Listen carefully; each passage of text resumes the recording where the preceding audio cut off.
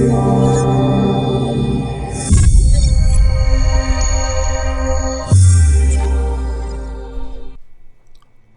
ladies and gentlemen, and welcome back to Down to Earth Astronomy and Elite Dangerous. In this video we're going to talk about what you can do to increase the payout that you get from missions that you get on the stations, and this should work with any type of mission actually.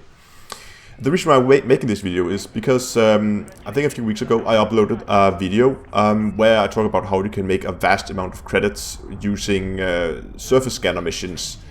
And in the comment section of that video, people were talking about that they were getting very different payouts from the mission, even though they were all allied with the local factions. And I had me thinking, what is the mechanic behind this? Why is these mission payouts varying so much? So I made a second video where I requested data from you guys, where people with different stats would send me their results, so the payout they would get from the missions. What kind of missions were they offered? And first of all, thanks a lot to all the people who've gotten in contact with me and sent the data. It's been wonderful. I've gotten a lot of data, and that's why I'm making this video, to show you the results of that analysis. Now, initially I thought that, well, it might have something to do with empire rank. So your major faction rank might have something to do with the missions you're being offered. And that was what I initially set out to try and prove. Like you do in science, you have a hypothesis and you try to find data that support that. So I took the data that I got from people, and I did a quick average of what was the average payout for the missions that people were offered, and grouped them by their empire rank. And the results are shown here. As you can see, I only got 4 different ranks, but they are fairly even spread out across the whole spectrum. I think Outsider is one of the first, and Duke is the second to last. I think the 13th rank or something. So there's quite a difference. And if we look at the payouts, they do tend to increase with rank, apart from Earl, which is much higher than all of the other ones, for some weird reason. And I thought, okay, so there might be something, the reason why the Earl is so high and the others are a bit lower, it might be because of statistical uncertainties. So what I did was I also computed the standard deviation of the numbers. And if you're not used to this, this is essentially a number that tells you how much you could expect the numbers to vary based on pure statistics. And you can see those results here. As you can see, the standard deviations, so the statistical variations in these numbers are massive. They're huge compared to the average. They are almost as large as the average, only slightly smaller. And that had me puzzled, because that's often an indication that you are not measuring the same thing. So maybe not all the missions are actually created equally. There is something else at play here.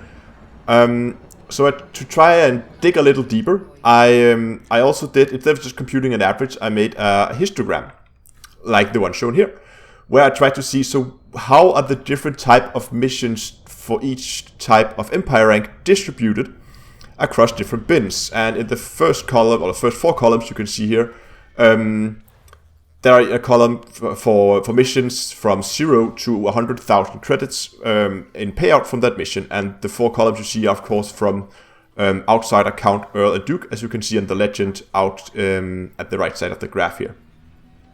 And then you can see it for all the different bins. So the next one will be from 100,000 to 200,000, and then from 200,000 to 300,000, and so forth.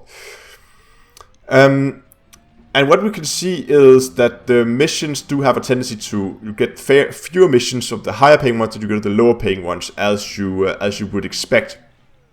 But I couldn't really see there's not really any real pattern in this. I mean, if empire rank had something to do with this, I would expect that generally you would see that being like, that would be stepping up. So the blue would be the smallest, the red would be the largest, the second smallest, and then the yellow and the green one.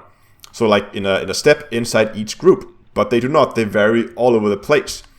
There's a tendency too that the Earl do have more of the higher paying missions than the others, but then again I would also expect that the Duke would be at least at the same level. But it's not. So that was really the conclusion here, that my initial hypothesis was incorrect. I was wrong, and that's the best part about doing analysis and doing science, that when you're proven wrong, that means you've learned something. So I went back to the video, and a lot of people have commented saying that they think that the exploration rank might have something to do with it.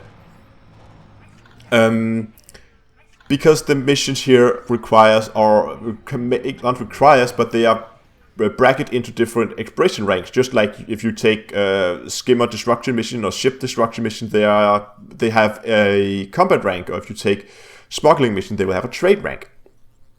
So I thought, okay, that might be it. So I went back and wrote to some of the people who sent me data and asked them what their exploration rank was. And I did a similar analysis with the exploration rank, and we're just going to show the histogram here. So the people that I got exploration rank from, I could only be divided into 3 categories. But again, they are fairly even, or fairly well spread. We have mostly aimless, which is, I think, the first exploration rank. And then you have the Pathfinder and the Ranger, which are the 6th and 7th exploration rank, if I remember correctly. And now it's much clearer we are onto something here. So if you can see that the guy who was mostly aimless in exploration rank, all of his mission was either in the 1 to 100,000 bracket or the 100,000 to 200,000 bracket. So he was only offered low missions.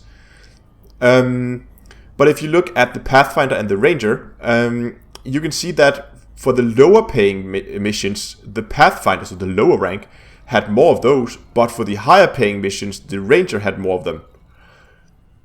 So that indicates that you, at the higher, at least for these surface scan mission, the higher your exploration rank is, the bigger the chance is that you're being offered a high paying mission with a high rank.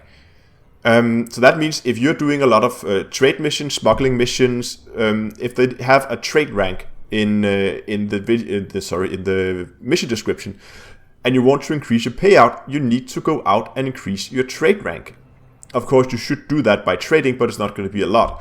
But doing the missions, but it shouldn't be a lot as far as I know. And the same thing here with the surface scanner missions. If you want to increase your payout from the missions, you need to go out and increase your exploration rank. So if you are very low in exploration, if you, for instance, are aimless, it would probably be some time well spent to just spend 1 evening, 2 evenings, just fly 500 light years outside the bubble. If you're out there with where this showed in the video, you're already far out. So just fly a few systems out and begin to scan planets and stars and just collect some exploration data and then fly back and sell it, and hopefully that will increase your exploration rank enough that you're going to go up at least, I would say, 2, maybe 3, if you're lucky, 4 ranks, which should significantly increase your payout from the missions as you now have a high exploration rank. And the same thing, of course, goes with all the other types of missions. If you don't really feel like your missions are paying what you would expect them to do, maybe you should go out and look at the rank that are associated with the type of mission you're doing. I hope you found this video useful. I hope you learned something. I did, at least, doing this. And if you did, give it a like down below and consider subscribing to the channel. And until next time, I'll see you guys in space.